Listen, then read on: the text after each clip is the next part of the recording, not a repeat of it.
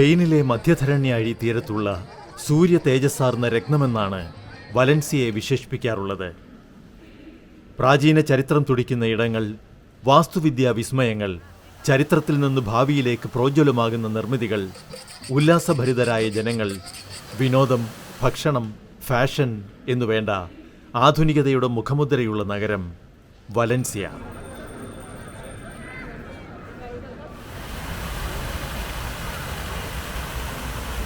വലൻസിയയുടെ ഒരു പ്രത്യേകത, ക്രിസ്തുവിന് മുൻപ് 138 ആണ്ടിൽ റോമൻ സാമ്രാജ്യം സ്ഥാപിതമായതു മുതൽ അവരുടെ ഭരണത്തിന് കീഴിലുണ്ടായിരുന്ന ഒരു പ്രദേശമാണിത്.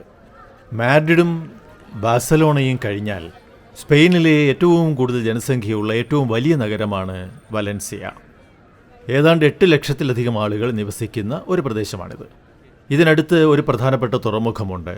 ഈ തുറമുഖം സ്പെയിനിൻ്റെ കിഴക്കൻ തീരത്തുള്ള സുപ്രധാനമായ ഒരു തുറമുഖമാണ്. ഇത് ചരിത്രാതീത കാലം മുതൽ തന്നെ മറ്റ് രാജ്യങ്ങളുമായും വാണിജ്യ ഇടപാടുകൾ നടന്നിട്ടുള്ള, അല്ലെങ്കിൽ സമുദ്ര വ്യാപാരം നടന്നിട്ടുള്ള ഒരു പ്രദേശമാണ്. എന്തുകൊണ്ടും കാഴ്ചക്കാർ വളരെയധികം വരുന്ന ചരിത്ര പ്രാധാന്യമുള്ള ഒരു പ്രധാനപ്പെട്ട നഗരമാണിത്. BC 138 റോമാക്കാർ സ്ഥാപിച്ച നഗരത്തിന് വലൻസിയ എന്ന് നാമകരണം ചെയ്തത് തങ്ങളുടെ സൈനികരുടെ ശക്തിയുടെയും ശൗര്യത്തിൻ്റെയും പ്രതീകമായാണ്. വിസിഗോത്സ് മുതൽ മൂർ വരെ, ക്രിസ്ത്യൻ രാജാക്കന്മാർ മുതൽ ആധുനിക സ്പെയിൻ വരെ 2000-ലധികം വർഷം സാമ്രാജ്യങ്ങളുടെ ഉയർച്ച താഴ്ചകൾ കണ്ട നഗരം. കാലത്തിൻ്റെ മുദ്ര പതിഞ്ഞ ഗോഥിക് കത്തീഡ്രലുകൾ, മൂറിഷ് കമാനങ്ങൾ, നവോത്ഥാന ലാവണ്യമീയെന്ന കൊട്ടാരങ്ങൾ എല്ലാമുണ്ട് വലൻസിയയിൽ.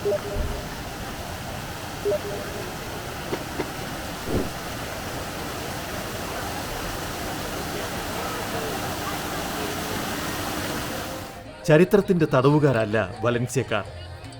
സ്നേഹോഷ്മളമായ രീതികൾ, എന്നും എങ്ങും എപ്പോഴും ആഘോഷങ്ങൾ, സംഗീതം, നൃത്തം, കല, മെഡിറ്ററേനിയൻ പാരമ്പര്യത്തിൻ്റെ മുഗ്ധവിശുദ്ധി, ആധുനികത അതിൻ്റെ എല്ലാ അർത്ഥത്തിലും ഉൾക്കൊണ്ട നാട്.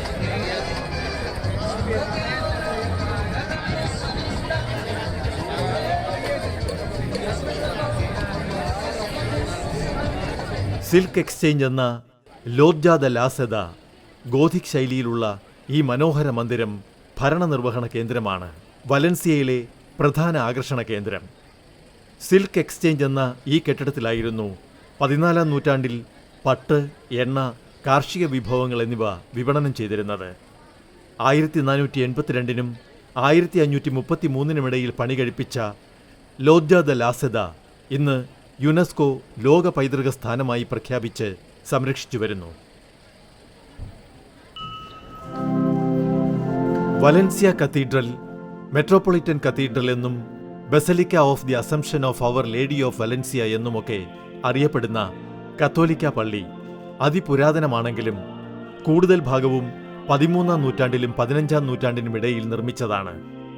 ക്രിസ്തുവിൻ്റെ അവസാനത്തെ തിരുവത്താഴത്തിന് ഉപയോഗിച്ചു എന്ന് കരുതപ്പെടുന്ന പാനപാത്രം ഈ കത്തീഡ്രലിൽ സൂക്ഷിച്ചിരിക്കുന്നു.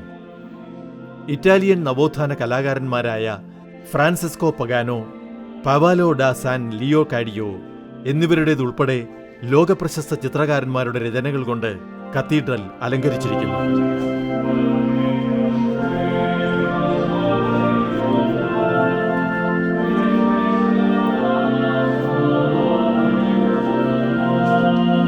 നദികൾ കാലപ്രവാഹത്താൽ ഗതിമാറി ഒഴുകി എന്ന് കേട്ടിട്ടുണ്ട്. ഇവിടെ നഗരഹൃദയത്തിലൂടെ ഒഴുകിയ ടൂറിയ നദിയെ ഗതിമാറ്റിവിട്ട ചരിത്രമുണ്ട് വലൻസിയയ്ക്ക്.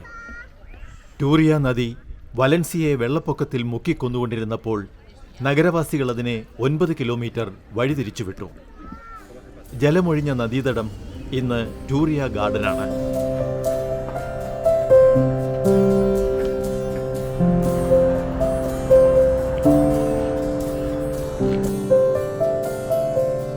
മഹാത്ഭുതങ്ങൾ ഉള്ളിലൊളിപ്പിച്ച മെഗാ നിർമ്മിതിയാണ് city of arts and sciences. അത്യന്താധുനികമായ അത്ഭുത ലോകം, മ്യൂസിയം, ഓപ്പറ ഹൗസ്, യൂറോപ്പിലെ ഏറ്റവും വലിയ അക്വേറിയം എന്നിങ്ങനെ കാഴ്ചകളുടെ പ്രളയമാണ് സിറ്റിയിൽ. പയലയും തപസ്സും ഹോച്ചത്തെയും രുചിക്കാതെ വലൻസിയയിൽ നിന്ന് മടങ്ങാനാവില്ല. മുയൽ, കോഴി എന്നിവയുടെ മാംസവും തദ്ദേശീയമായ ബീൻസും ചേർത്ത് കറുത്ത അരിയിൽ പരമ്പരാഗത രീതിയിൽ പാകം ചെയ്തിരുന്ന പയല്ല ഇന്ന് കാലത്തിനൊത്ത് പുതുകൂട്ടുകളുമായി എത്തുന്നു.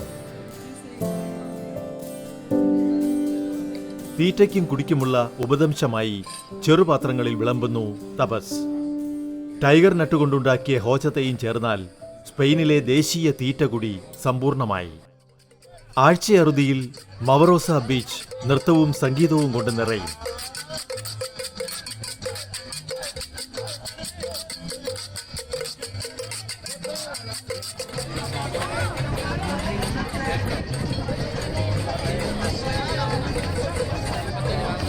ബീച്ച് വോളി സ്പെയിൻകാരുടെ രക്തത്തിൽ അലിഞ്ഞു ചേർന്ന ഒരു വിനോദമാണ്.